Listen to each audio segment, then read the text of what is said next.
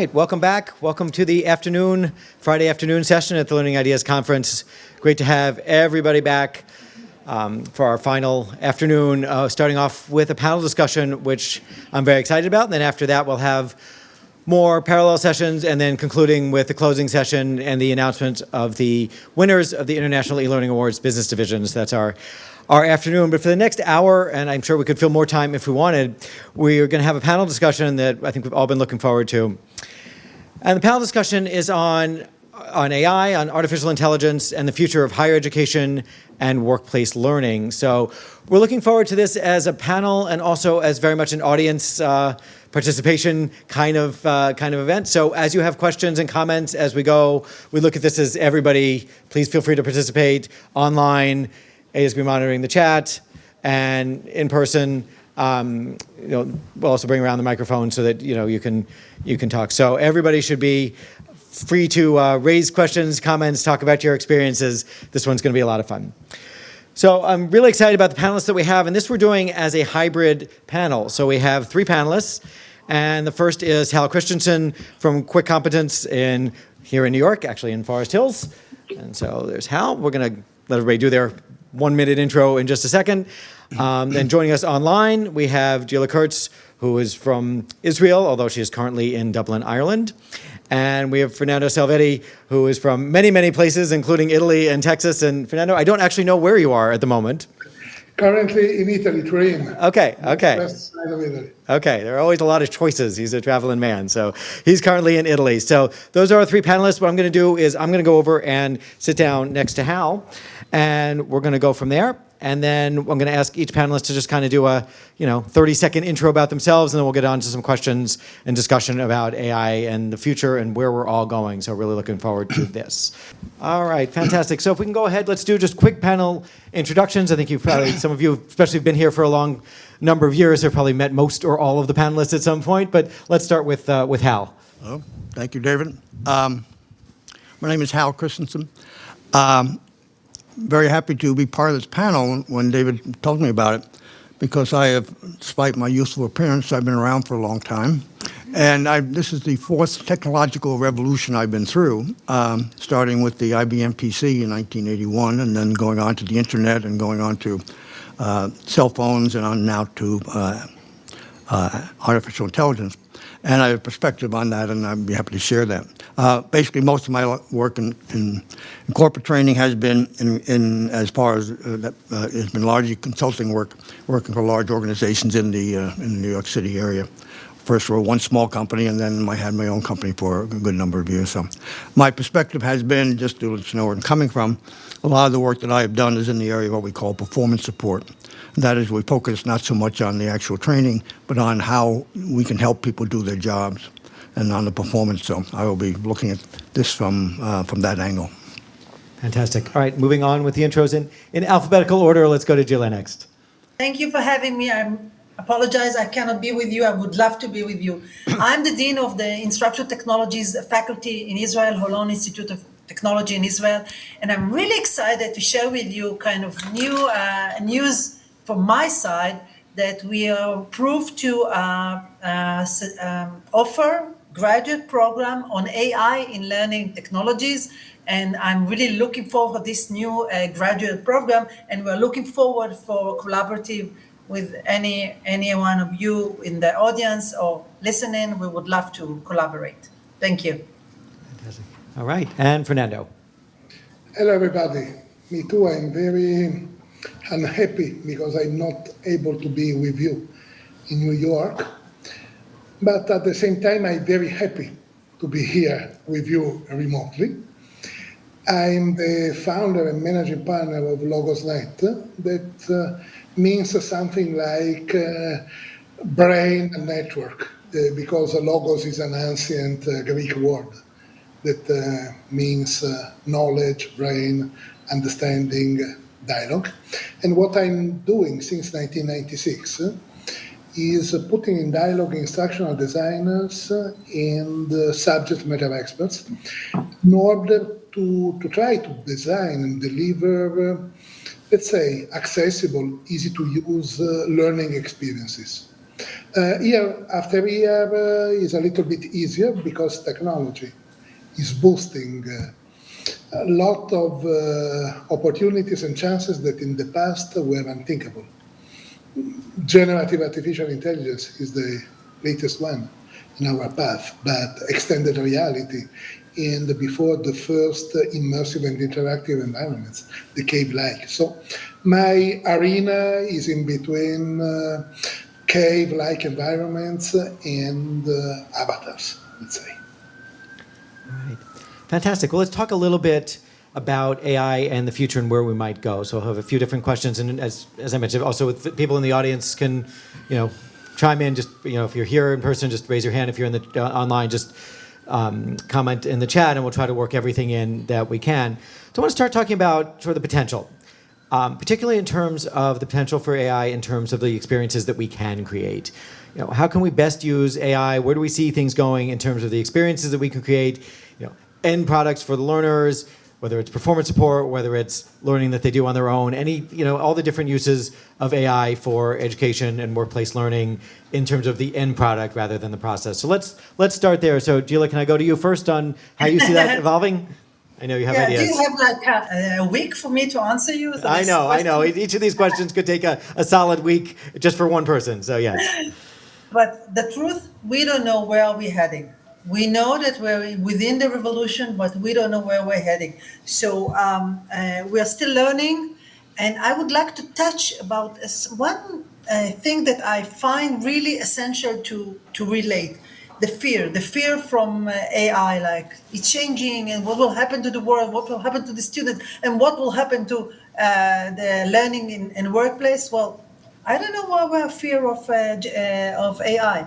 Actually, the generative AI is the sum of the human knowledge we just put on the internet. So it's a mirror of us. So we are not supposed to be afraid of ourselves, but we have to be very cautious to see where it's gonna go. And as I said, we still don't know, but we have to be there to learn and to guide the future generation. All right, fantastic. Hal? I think there'll be several changes. I think one that's going to be the quickest, and many people have already embraced, is the recognition that many of the training materials that we've been creating over the years that take days and days and days to produce are now being able to be produced by ChatGPT in a matter of minutes and hours and so forth. It's going to have a tremendous difference in the productivity of the training department if you want to look at training courses or training materials and so forth. It's so much easier to create them. Someone was demonstrating that yesterday and said they didn't like so much the impact on the students and the work that they're doing and whether they're relying on unreliable information, ChatGPT. But she loved when it could create a syllabi for it. Loved when she could do a lesson plan. Loved when it could create this video. It could create this, create this. Yeah, that was all good stuff. But she was a little uncertain about others. So I think the first thing will be you will either create a lot of materials or you have fewer people around to create a lot of materials, which is one of the downsizes of this, is that a lot of what you do now can be done in a much smaller and shorter period of time. But I think the other part for me is what it enables us to do that we couldn't do before and what it changes. Now, as I said, I've been through 4 of these innovations. When the IBM PC came on, it had very little difference in corporate training. It was looked at, it's not part of the course, they don't have the computers in the courses, so it doesn't really affect us. And they ignored many of the benefits that you could get from doing training on a computer. And even many of the programs that were developed really didn't take advantage of the capabilities of the PC. One things I recognized immediately with the PC is that you could do hypertext. You can do non-linear programs and training, so that one could go in different places that the user could decide, I want to see this, or go here, and make a decision like a game. That was what all of the great early computer games were doing, and nobody in corporate training was doing much with that. What we're doing is saying, how can we take what this machine can do, and what do we take what we're doing now, which is a course, And there's a grade, and you get a badge, or you get a degree. And we're going to stick it into the computer. So the main question in the 1980s was, how do we take, with a DOS screen of 80 characters and 24 lines, how many pages of text can we have before we have a question? That was the degree of interactivity, making use of the great power of the PC, was how do we take what we got and squeeze it into the box? The internet came along. Well, that didn't affect our training courses. Why? Because that's out there. Here you have workers being able to get so much information from Google questions and so forth, get all the answers, many of the answers. Well, we ignored that. We incorporated, no, we mentioned that you could do a lot of different things now in graphics and so on, and you could bring in a few things, but never really embracing the internet, and not really embracing the ability, the fact that more and more power was coming into the hands of the worker. The worker could then get information, and it didn't have to come from the trainer. You get into the smartphones. It's all in your pocket. It's all apps. GPS. There's no trainer for GPS. You can get knowledge and you can get guidance and things to do, and it doesn't require having to go to a training class. But what are we doing in our corporations? We're doing training classes. We're taking grades, we're doing matching, all that kind of stuff, and you got your badge and you got on to something else. It was, we're going to prepare you with something, give you a ticket to the show, but we're not going to take you and help you do the work. Now you have artificial intelligence. What do you get trainers for? Why do you have courses? You've got to raise that question. All it is saying you have to come to us, the sage on the stage, and we have to teach you something. Then you can do it. No. AI is going to allow me to do it without never having done it before. We have to accept that and judge it. And what are we going to do? And what does it mean in terms of what our objectives are going to be? We have an idea that what our role is to train people up front, and they get, they're supposed to learn everything we teach them, and then they can do anything. And we give them a badge. But really all we're doing is teaching for the badge, teaching for the certificate. And that's what the students are there for. That's what our learners are there for, our workers are there for, to get that badge to get into the job. But we don't need it. It's somewhat irrelevant now for what you're going to do with AI. We have to decide what is our purpose. And we have to move our purpose from, our purpose is to provide learning, to a purpose in which we're going to be able to enable people to do their jobs, moving from the learning to performance. And to recognize this is what everybody wants. I'll finish with a great quote from Theodore Levitt in the early 1960s. People don't want a quarter-inch drill. What do they want? A quarter-inch hole. We have been spending our lives providing the drill. We're now able to provide the hole. What are we going to do about it? It leads into a lot of questions about how we can best re-envision what both higher education and especially workplace learning are using AI. So let me turn to Fernando first. We talked a little bit in your intro, but just to get a little bit more from you about your vision of kind of, where we can make use of AI in learning experiences. Let me share a couple of examples. The first is about avatars. Usually we had avatars, and we were used for many years to have avatars ready to say, sorry, I'm not programmed for that. And it was quite tricky and challenging finding ways to allow our avatars, very stupid from an AI perspective, to say at least better phrases, like the ones that if you are familiar with Alexa or with other artificial assistants, you can listen to. What is behind this example? Till the boom of the generative artificial intelligence, ChatGPT and not only ChatGPT, was quite difficult and very expensive finding ways to program conversational avatars in order to be ready to really talk to real human beings within realistic educational scenarios, medical simulation, general management, organizational behavior, specific training for lawyers, and so on and so on. Now, it's pretty easy linking an avatar to ChatGPT and with a text-to-speech and a speech-to-text mechanism, we may have our artificially intelligent avatars really pronouncing phrases that at least apparently make sense. This is an example. It's very important for us because we need many times to have people immersed within educational scenarios highly realistic, at least perceived as highly realistic. And the conversational component is one of the relevant component in order to deliver an effective training or an effective education sometimes. Second example.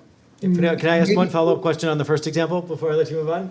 Can I ask one follow-up about the first example? In your use of ChatGPT so far, have you been able to use it? Has it worked? Have you been using it sort of, off the shelf as it is, or are you training it further on the specific content areas that you're teaching? Two off the shelf for the moment is the best, the easiest, the cheapest way, because we are using chat to boost avatars that have to perform like actors. So, for example, we have to simulate recruitment interviews within a program that has to be diverse and inclusive enough. So we can easily generate different avatars with different ethnicities, different ages, different genders, different color of the skins, let's say. Is not so easy, and was not at all easy, generating avatars, asking real actors to perform a number of trials, avatars able to say relevant things, sometimes words that seems pretty intelligent, in order to simulate a recruitment interview. Now, with chat, in a few minutes, we can create meaningful dialogues. And using basic speech-to-text and text-to-speech mechanism, Google or Azure, is pretty easy doing that in multiple languages at a very low cost. And what matters is not the truth. We are only recreating something like a movie, because our scenarios where learners have to learn how to handle recruitment interviews in a respectful manner, diverse and inclusive enough, perceived their behavior as diverse and inclusive enough. So is for us a good way to keep under control our costs and to speed a lot production. At the same time, we are trying to understand how to train those type of artificial intelligences in order to reach better results. Not easy at all. We are cooperating with two universities in Italy right now. One is the engineering department from the University of Bologna. The other is the Polytechnic School of Turin, both the bioengineering department and the computer vision department. So different chairs, different professors. And we are also about to launch a doctoral school in bioengineering, because we need, in this case, truth from the artificial intelligence in a specific sense. We need to generate mainly images about hypothyroidism and hypothyroidism, because we developed last year a prototype of a simulated ultrasound.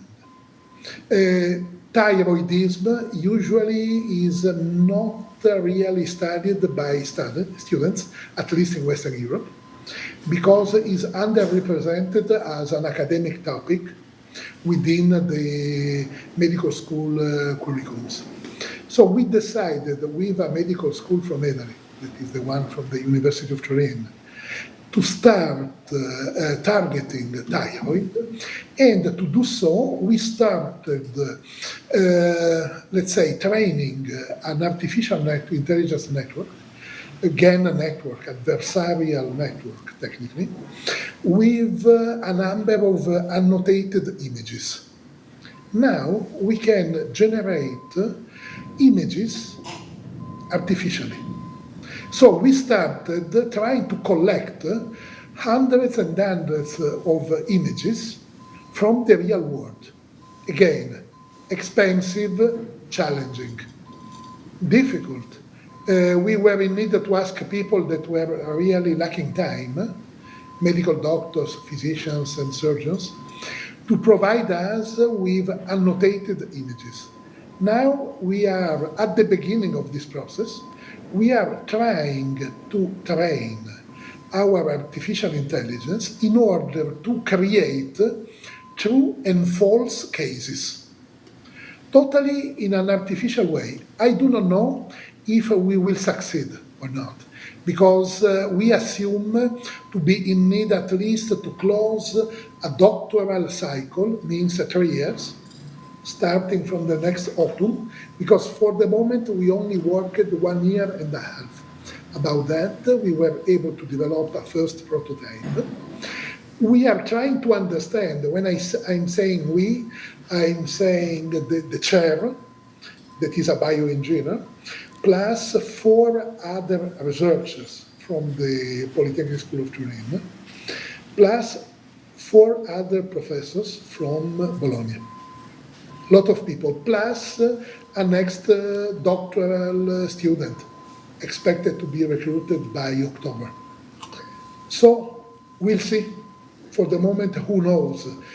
For sure, being able to generate thought-related, let's say, I do not know how to say, images about thyroid-related condition could be a nice step forward, at least looking at the point we started from. Great. So just to summarize a couple of things. So it sounds like generating the right kinds of images and training the system to generate images that are useful in in the particular scenarios is one thing that you're working on. And the thing that you're already doing is using ChatGPT for kind of more open-ended dialogue, right? So I don't think we're at the point where you trust ChatGPT to be the doctor giving the diagnosis in the scenario, but in the scenario you're talking about where you're interviewing somebody and looking for potential bias, it could answer realistically, and then the user, the student, is doing the evaluation of things, I guess, in that way. It's responding to that. So you're not looking at ChatGPT as the factual provider in this case. You're looking at it as a realistic conversation simulator.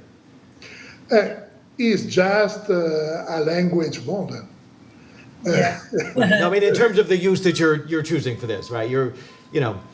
We could have a conversation where you would expect it to be accurate, and that would potentially be dangerous depending on what it is, right? Yeah. Can I jump in? Yeah, please jump in. Yes, ready for you. Okay. We are planning to build a model that will train ChatGPT, but as you know, I'm working with social robots, humanoid robots, and right now we connected the robot to ChatGPT. So we have kind of learning environment, and sometimes it's really funny, the questions, as you said, you don't want ChatGPT to be the doctor, so because it brings such sometimes not accurate answers. But if you build a model that train the ChatGPT, you can do really good things as a personal learning environment for students. And especially we look at ChatGPT and other devices or other technologies as assistant to the teacher. It's not replacing, but also our job had to be changed, as Al said before. So sorry for jumping in. No, that's good. I was going to get to you next. One of the questions that had come in from the chat was, for those of you who've been doing things specifically in AI, what have you gotten? This from John Chen. What have you been able to do, and how has it worked? And I think that's what already getting to with Fernando, and wanted to get to you as well, because of course I know you've done the work with robots and AI. So you're looking at trying to train ChatGPT in specific content areas so that it becomes reliably expert. Like one of the other issues I think with the public ChatGPT is the information going in is from, aside from the thing that it's not since, anything since 2021, it's, if there's misinformation that may get in there, if there's bias that may get in there, there are a lot of things that when you don't really know what has happened. And so if you're looking at a more controlled subset of information, can you leverage that and get enough out of it, I guess is the question.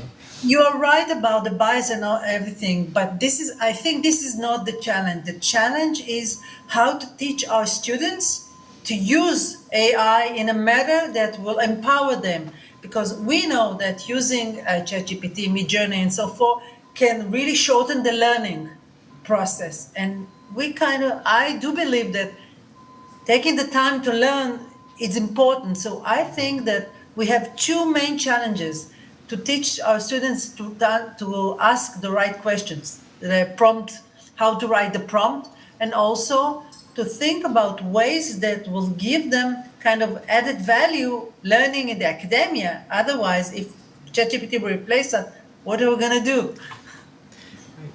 So it's interesting. So if we look at the panelists, everybody's kind of got a little bit of a different perspective in terms of what we're doing, right? So Hal's looking at using AI primarily for performance support to help people alleviate the need for a lot of training, right? You can find what you need in an even better way than you already can and learn how to perform a task, or not even learn, just be able to perform the task, right? Hal's example, the GPS was, before GPS, you had to kind of look at maps and learn the route, and you'd maybe be looking at just in time if you had a physical map, but while you're driving, maybe you shouldn't be doing that because you might actually crash or something, and that's a lot easier to not do when you've got GPT or GPS.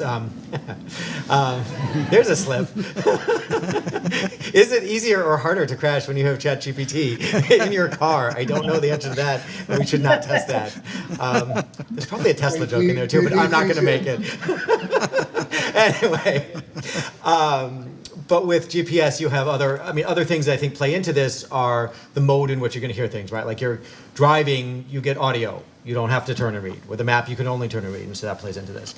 Gila's talking about using ChatGPT to improve the student experience, the student's ability to think creatively and critically over things, get you, something that will help you. And then Fernando is more building it into, I think, the learning experiences that people are going to have, so that it's part of, sort of a more of a self-paced experience in a different way. So just building into learning experience in an in-person experience, I think a little bit more. And I know there are other things everybody's doing, including Gila's robot, so I don't want to pigeonhole anybody, but those, I think, the three things that have emerged a little bit to this point about that.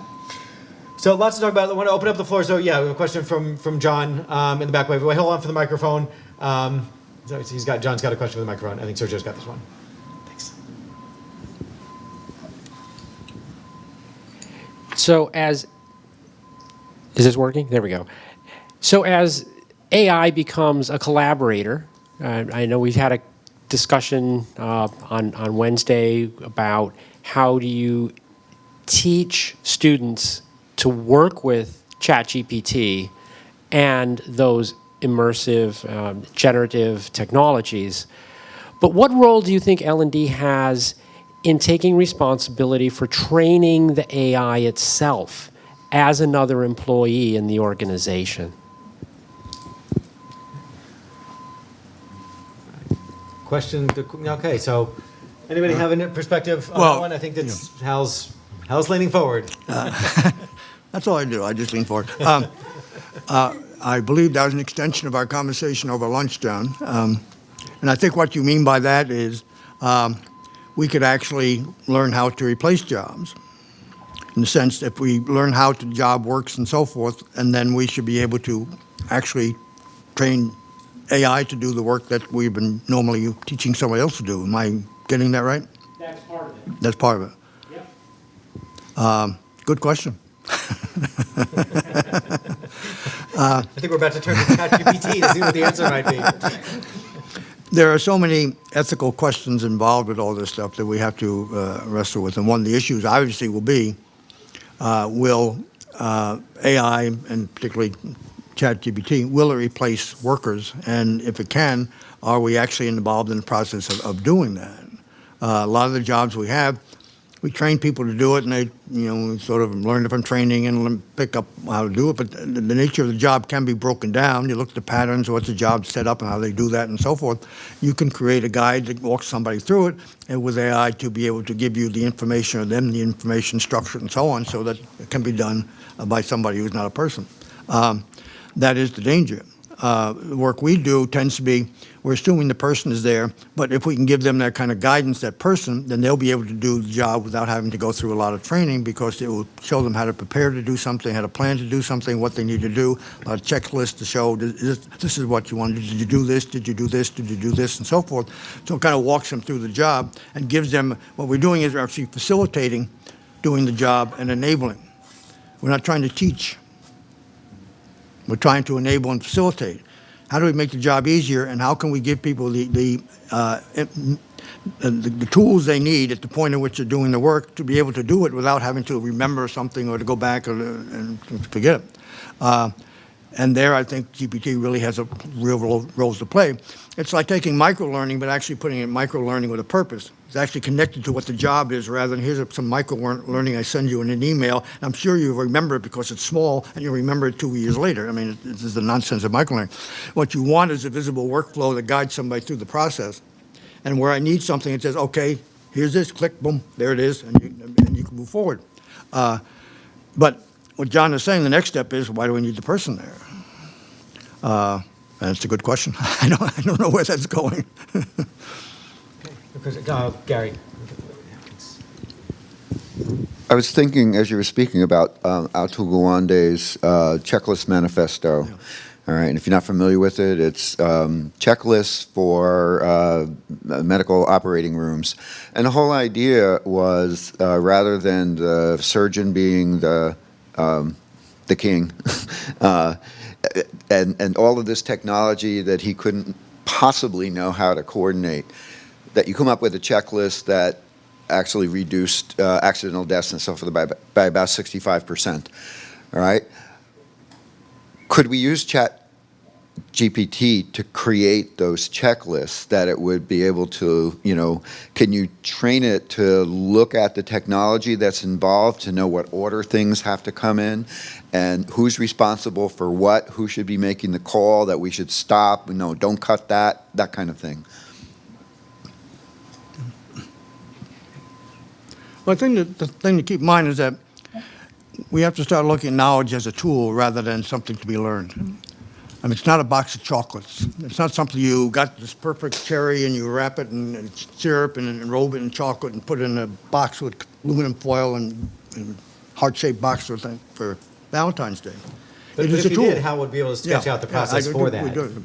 But it's how you use it. It's not the knowledge itself, it's how you use the knowledge. And what we are falling short of in much of our training is we give the knowledge, but we don't get into how can we make sure they can do it on the job and facilitate and enable them to do it on the job. What we can create with AI are going to be lots of tools which will allow us to create all these little pieces that we can put together to guide somebody through their job. And they can learn it then, or they can be reminded then without getting stuck because I couldn't remember something from my class 3 weeks ago. And so we're going to be able for people to do work much more efficiently and effectively. The question is, as John is raising, is that next step is we get rid of that job and we just have AI, do the work. And I think that may be something is going to be inevitable in many cases. But we do a lot of training by looking at knowledge as something you got to absorb. Isn't that pretty? It's knowledge. We evaluate our ability to deliver it, and then we really don't evaluate is somebody able to use it. Yeah. I mean, maybe another way to look at something similar to me is the idea that, when we had the internet, we can Google facts now, right? Like it used to be, you used to have to know facts. Yeah, now kind of you don't really need to know facts. You can Google them as long as you know where to look for the right sources, and that's a whole other issue, especially now. But where do we reach the point with some of the AI stuff that you can create something that's more complex? Right? Like in programming, I think it's a little bit closer, right? Like there are definitely uses programmers have found already, I think probably more than a lot of fields, for something that's at least occasionally useful. I want to program, I need some code that performs this function. I can sketch it out and, let me write some instructions in English, ask ChatGPT to program this in Python or whatever. It gives me a function. It doesn't sound like it's that often that's, totally done and bug free and exactly what you want, but does it get you, 80, 90% of the way there in a way that's, you're expecting it to be 80 to 90%, right? Like you're not expecting that it's 100% and you plug it in. You're not expecting that it's complete garbage and you have no idea what it's going to do and you wasted your time. So somewhere in there is probably where the area is, and I think that gets to some of this, like, well, where do we, back to Gila's point about, like, how do we help students and everybody really, because it's really everybody in a sense is a student. This is so new that everybody's coming into it at almost at the same, the same position, to make the most use out of something like this to produce. I mean, the challenge to me seems to be, how do you best use it to produce something that saves time and is good, right? Like, when you're doing creative work, there's a lot of, there's a lot that goes into it that isn't necessarily time efficient, but maybe kind of shouldn't be, right? Like, how much do you think about, you're walking around and a thought strikes you when you write something down, or you write a note on your phone or whatever, and then you think about it and you're in a conversation later and this comes up. Where is the line in terms of creative work, in terms of what we can get out of something like, an AI system to help us, and where isn't it? And maybe part of the related question is where, what are the kinds of tasks that we want AI to help us with, and what are the kinds of tasks that we don't? And I think that maybe a little bit of where I was getting with my question to Fernando earlier about, even the avatar that's ChatGPT, but it is ChatGPT used more for open-ended things because it's not trying to do a medical diagnosis, because we wouldn't want to trust it with that. And if our conversation was, doctor, I'm here to see what's wrong with me, and the avatar was going to handle that correctly, we're not really at that point. But where do we find it to be, the best fit? So, all right, moving on to other questions. Anybody else want to weigh in? But I don't want to. We have lots of people to talk. So, Fernando, Gila, do you want to weigh in a little bit more on this? I want to say that there are many ways that we can use artificial intelligence. We are using, and we have experience also in higher education, also in workplace. I think that you were mentioning something really important. Who is responsible? Who is responsible for the training and the learning? And eventually it's the human who is responsible. So this is something we have to consider and understand. It might be that we have to change our role, but we are responsible. And also, David, you mentioned something that really raised a question that I don't know the answer, but what does it mean to be original? If 90% of my original work came from some AI technology, where is the human? This is really serious question, the ethical questions. It's really, and I think this is the main topic that we have to discuss, because this is really affect us as a society. Yeah, no, absolutely. And I think there are at least sort of two parts of that as well, right? One is exactly what you were saying, which is like, where is my own work, right? Like if I'm leveraging something that I have, it's more efficient. But if it's sort of a creative piece of some form, especially, is it really mine? And to what degree does that matter? And then I think the other thing that maybe gets a little more dangerous is, does that, if we're doing a lot of that, in other words, we're leveraging what we have because it's more efficient, do we find ourselves creating more things that are simply minor incremental changes to the things that we already have, which is already difficult, right? We're already in a culture where we, think a certain way. Do we find ourselves going down certain paths and everything become, every short story in a certain genre becomes a variation on, the ChatGPT version that everybody starts with, because that's the only way you can really get started as a writer, with very few exceptions, and you kind of don't get out of that. And I don't know. I don't have answers to any of these questions either. I do think they're the right questions to be asking, and things to keep in mind, especially as educators and as people in workplace learning and all those areas. I think this is great. Gary. Where it helped me is an assistive technology, right? I had some surgery on my eyes, and there were a period of time while I was writing the paper and preparing for this conference that I couldn't see. And I had 9 interviews that I had recorded. So I didn't use technology to write the paper. I knew what I wanted to do, but I used, speech to text. I used, there's probably 10 different things I used. And actually, it took me a little bit longer than would, but I got it done. Yeah. Yeah. No, absolutely. I mean, assistive technology is a great use. I think, it's an interesting line when we get into some of the things we're talking about, when it's the creative work, right? Like, so the technology you were using was not writing any of your paper, right? You weren't working from what the system gave you. You're simply making sure that you were able to, without the use of your sight at the time, hear and understand everything that you recorded previously, and then speak to the computer so you could write your paper without actually typing it out. But in terms of the creative side, that was all you. Exactly, and that's which is interesting, because as we go, I mean, everybody any creative work, you're building on what's been done before, but are you, if you're only doing 5%, how worthwhile is that? If everybody has the same 95%, does that get us in a difficult situation? And I think these are interesting questions. So, Fernando, do you want to weigh in for a little bit?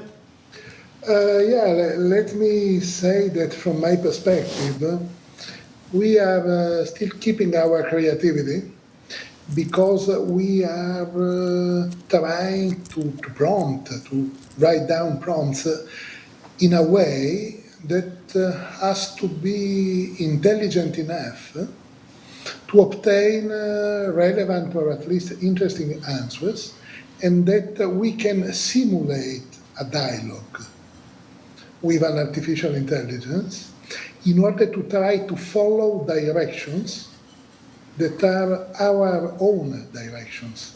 So usually ChatGPT and the other artificial intelligence, the generative ones, are asking the human beings if they are satisfied or not, if they evaluate positively or not what they are delivering in terms of written responses, answers. We can behave like if we were simulating a real dialogue, trying really to point out what we assume is really relevant. To do that, we are in need not only to be creative enough to figure out which directions we have to try to follow. We have to try to learn some, let's say, systems thinking or epistemology, because we need some meta level in order to understand that we are in a talk with an artificial intelligence. It's not at all a human being. We are in need to be cautious, attentive, to be smart enough in evaluating the supposed evidence provided by the system, knowing that the system has sources, the system maybe is not updated, nothing is true 100%, nor if is pronounced by an artificial intelligence, nor is it pronounced by a human being. I'm originally a criminal lawyer, so I'm pretty used to evaluate evidence in a critical way, and I was trained to perform interrogatory. Means trying to manage carefully spoken words.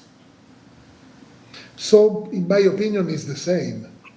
We have, ideally, from my perspective, to try to teach more epistemology to the students, better to the lifelong learners, because all of us, in my opinion, we need to learn some epistemology in a deeper way in order to have a deeper understanding about the sophisticated systems we are dealing with, thanks, from my perspective, to artificial intelligence. Then there are a lot of ethical point of views and so on. Anyway, my very, very small and short experience is that is useful to provide some help to create something jointly with human efforts, trying to perform some critical thinking alongside and along the way. Then who knows? Okay. Absolutely. Okay, we have a question in the front. We can get the microphone in the front. Question. So, Stephen Hawking's thesis on AI is that AI is probably the greatest danger to human race. And if you leave AI to its own devices, there is the potential of total elimination of the human race. Do you think there is an element of truth to that, or this is just an exaggeration? And if AI goes naughty, you just unplug the wire and we're safe. It's not my area of expertise, AI itself, but it is a danger, yeah. I think something we have to be looking at, and I don't know the answer, but it seems to me it's things I'm reading, ultimately we could get to a point where it could be dangerous, yeah. Maybe Gila, all? you had... Yeah, I want to say I'm not familiar of Steve Hawkins, but I know that the other Israeli philosophy, Noah Harari, he said so. He said that it's very dangerous. Well, I'm not sharing this fear of what will happen to the humankind, because we are humans and we have to act to preserve our society. If we let the artificial intelligence or technology to take over, this will happen. So evil with technology and without technology exists. It's up to us what to do. I fully agree. I'm more concerned by the human beings. Okay. I feel Fair enough. more confident, Yeah, we can't argue with that, can Yeah. we? Okay. That's a great question. Other question? Yes, another question. Back. Yes, congratulations for the presentation, but I would like to ask you for the two groups of people. One is the young students, very young, I mean, students from kindergarten, say, up to elementary schools, and the other group is elderly people. What can we do for these two groups of people for that? Okay, we know, we understand, we can proceed, but what about this? Well, I'm less familiar with small or young kids, but I think that this is really challenging because they don't have the critical thinking or they don't understand, like they take what they find. The same with Google. So this is a challenge with the young ones, but this is not my expertise, so I'd rather not answer. It's a lot of work there need to be done. Anybody else want to weigh in this? I guess we're kind of too much of an adult learning panel for more on that. But yeah, definitely a lot to think about in it. And you know, and people are, as Gila said, people are growing up in a different world than we were growing up in. And you know, imagine, you know, when I was young, there was no web. You weren't looking at things on your phone. You weren't looking at things even on the internet. And you know, there was an internet, but it wasn't really, you you didn't work for the Defense Department, you didn't really see it. And then it became a different world very, very rapidly. And there's always a question of, how is it to change the way that, as an adult, and then how is it when you're growing up in that world and that's all you've ever known, and, how do you think about it and see the world differently, and how do the, different generations relate? And that probably raises, a little bit of an issue that, that generational differences may happen more quickly, right? If we look at how quickly technology is changing, then someone who's growing up, someone born in 2024 may have a much more different experience than someone growing up in 2021, and that's, I don't think that was true from, 1961 and 1964, in terms of, if you're born in those years, not all that different. If you're born 3 years apart now, I don't know, it's kind of a different world. So another thing to think about. So, these are great questions. More questions from the audience. We have plenty more we can talk about as well. Very a bigger question, not easy to answer at all. Yeah, I know. I feel like each question could take its own day. I think if we wanted, we could spend an entire day on all of these things. So let's talk a little bit about sort of maybe the near-term future of AI in higher education and workplace learning. What are your thoughts on what that ideal future might look like? Like, say maybe, it's hard to pick, maybe, a few years out. So not way in the future, but in the reasonably near term, what might we be doing with AI in higher education and workplace learning, whichever you prefer, to really reimagine and reinvent kind of the way we've been talking about in a lot of talks this week, what education really is, right? So it's not necessarily so much, less memorizing and testing, less, one person talking at everybody, but putting people in different experiences. How do we see AI being useful in those and other ways, as Hal's mentioned as well? Start with Gila. Well, I'm looking for kind of augmented, wait a second, I have to translate it from Hebrew, augmented intelligence, kind of combining the human and the artificial. So this is the way that I think will be best for us as a society and as for in higher education. So I'm really looking forward for, because the technology is really mature. This is really unique with this revolution compared to what happened with even with the internet. So this is really quickly, it became mature, easy to use, easy to implement. So the combination with the human, with the technology, I think this is the challenge, and this is where we have to go. Augmentation is really important. What Gila was saying, I happened to need to explore a little bit this field with Gartner Group, the technological consultants. To my understanding, there are a number of trends that we may summarize with the word augmentation, at least from the technological standpoint. Yes. It's challenging for us as educators because we have to learn and we are on a very deep learning curve right now. Yeah. Yeah, I agree. And it's exciting. Yeah, no, it's an exciting time. It could be. Absolutely. Helen, you talked a little bit about performance support, but we can.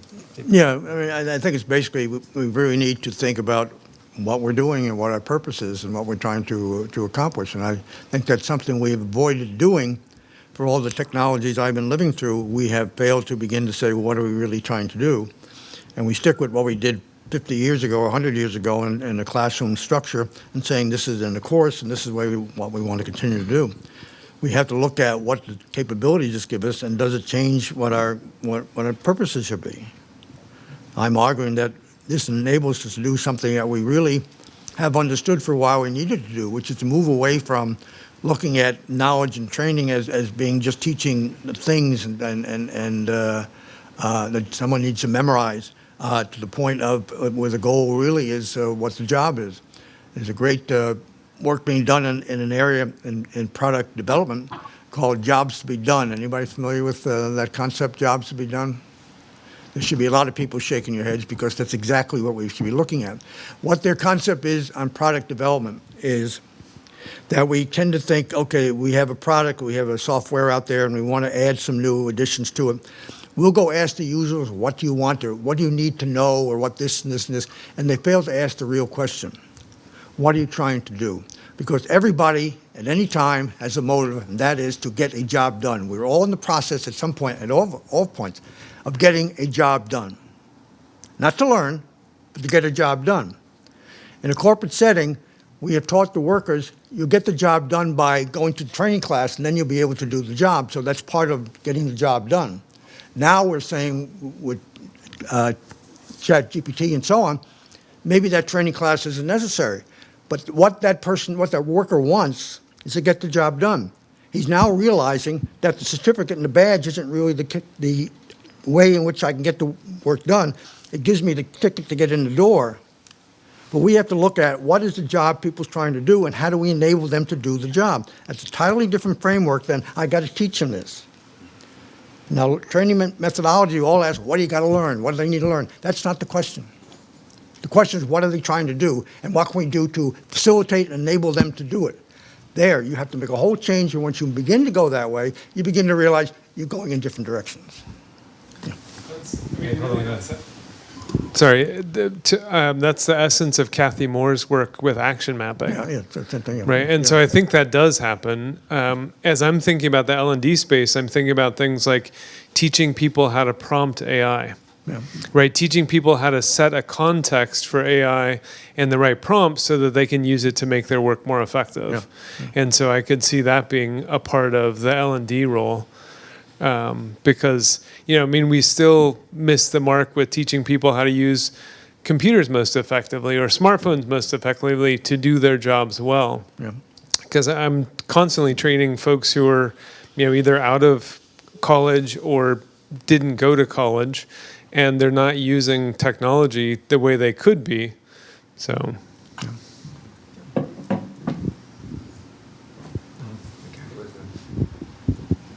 Coming back to the issue of early childhood, I'm not an expert, but my wife is, and I'm going to channel her again. A lot of the work that I've done in performance support with AHAL and so forth has been modeled after preschool dramatic play areas, all right? And where AI, I think, fits into that is when you have anything with predictive algorithms and so forth, it tends to atrophy certain skills in young people. The reason why dramatic play areas are so great is because you're not teaching anything. They're learning, but they're learning by doing. They're playing with blocks, and then they get redirected to the fake oven to make cookies and all of that stuff. And what they're developing is their ability to see outcomes that aren't predicted and so forth. So if we can apply it there, it doesn't matter that they're young and they don't think the way we do and so forth. It's been proven over and over again that applying education in that environment is immensely beneficial later in life and so forth. Good point. Great. So we have a question from the chat, which I'll try to address briefly, which is, when we say AI, what exactly do we mean? Are we sort of accounting for all immersive technologies that are powered by AI? Are we talking about AI for education or for robots? So I guess, we can all kind of weigh in with our perspectives. I think my own view is, when we're talking about these questions, we're looking at it in a fairly broad view. I think a lot of times AI now seems to be perceived as machine learning is systems that learn, large language models, especially, but systems that are able to learn. My own background was a lot in the knowledge representation theory of AI, that model where, if you're building things that are behaving in what appears to be an intelligent way, and I think that absolutely counts, right? Especially if we're talking about AI in education. For those of you here in the opening and saw the old Boston chicken simulation, that used AI techniques very substantially. It didn't learn. It would have been better if it could have learned. Right? It would have been better if it could learn, hey, you know what, here's, it was for cashier training. Here's a cashier who's really slow. Let me learn why you're slow and help advise you on how to be less slow. But at the very least, it was still having realistic dialogues in the specific context because the context was created in such a way that worked. So I think, AI has a lot of different roles as far as the robots go. I think Gila could talk about robots. I mean, I think, robots, AI-powered robots in education are sort of an integrated concept, I think, for you and for a lot of people. I think that, AI is really a broad definition, but I think we are here because of the generative AI, because of the new developments of the AI with OpenAI, with DALI 2 and ChatGPT, who started and then moved. So you're right, Yes. very broadly AI, but I think for now we're very much focused on generative AI. Yeah, definitely today is the generative AI movement. There's no question. Like, we look back in history and look ahead in history where we think we'll be. This is what's caused the interest in AI. You're right, and absolutely where we are now. So, okay, well, we have just a little bit of time left. Any time for maybe one last question? And of course, I have some things to raise if we want. Any other questions before we go? There we go. Kind of to take a step backwards, because I'm kind of wondering if our fears around AI are holding us back quite a bit. Because, when you say things about performance support, and even if we think about let's teach people how to write better prompts, there's AIs that when you type in a prompt, they give you a button that says, help me improve my prompt. AI can just do that for us, I think, now. I think where I feel like I want AI to be, but it's not there, and I personally think it's our fear of AI that's doing it. And of course, there's limitations, there's, exclusionary underpinnings and things like that. But, why is it that Facebook can give me an ad for a thing that I want, but AI can't, while I'm, in an application, tell me, oh, you might want to look at this. That's where I want it to be. I want it to be just seamless and integrated. But because we're so afraid of it, we're so afraid that it might take over, we just can't get there. No one wants, no one wants to touch it. No one wants it to have all this information. And so I kind of wonder what your all thoughts are on that. Anyone want to weigh in? I said in the beginning, no fear. We don't have to be afraid of technology. I'm sorry, of generative AI. And also, I do think that prompting or asking the questions will not be needed in the next ChatGPT 4 or 5, because right now you need to ask the right question. But as it becomes more and more natural, you will not have you will not have to study how to ask the question. So this is, but no fear, leave the fear outside. All right, running, okay, one more. We're just running a little bit out of time, but one more, and then we'll, yeah. we can- Can I, okay. Can I ask you another question? How we can use this artificial intelligence in other issues like environmental issues, climate change? How we can apply it in apart from this learning and these situations, but we have other more important issues to consider about. All right, any thoughts on that? It's a big question. And, you know, I mean, I can certainly imagine uses of AI to analyze data and help, you know, advise on decisions that would make sense, but, you know, and that would be, you know, one area in which you would think like it might be able to make recommendations and, you know, combine reading data in a certain area and recommend what we should do. Maybe, you know, we might all want to know if the air in this room has a certain level and needs to be purified, and it could automatically purify it without us knowing. There are lots of things like that, but we could go a lot deeper than that. Anybody have any comments on that before we wrap up? Well, I think it's a good way, extending intelligence. I was reading the other day about computers that, like the one that beat Gary Kasparov, Deep Blue, whatever, the IBM one. And they created one for Go, which is the most complicated game, I think, around. And the machine, on the fifth move in Go, and I can't explain how Go works, but the fifth move, made a move that had never been made before in the history of Go that anybody could remember. And it helped to win the game.